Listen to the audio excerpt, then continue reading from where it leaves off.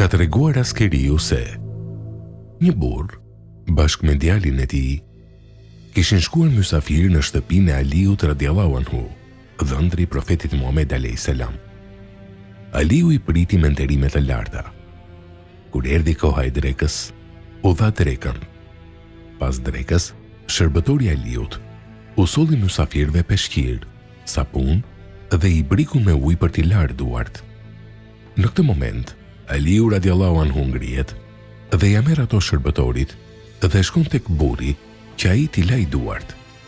Por miku i habitur nuk nxjerr duart duke thënë: "Ky është respekt i madh, ndaj le të shërbej shërbëtori juaj."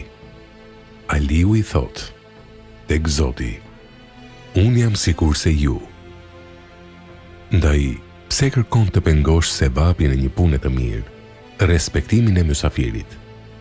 Mysafiri e kundërshtoi përsëri, por Aliu këmbgul duke i thënë: "Unë dua t'i shërbej me nderime vëllain tim musliman, mysafirin tim.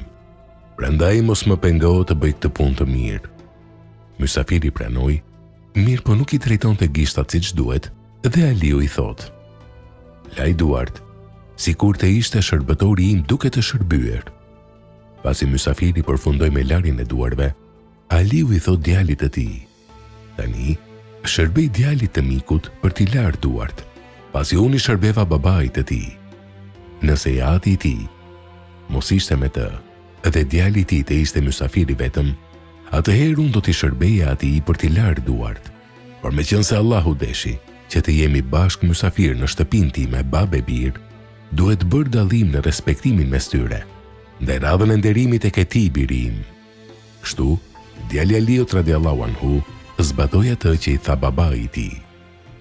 Urtësia e këtij tregimi është: i Zoti i shtëpisë duhet të dijë të nderojë dhe respektojë mysafirin, dhe muslimani vërtet duhet të jetë kështu.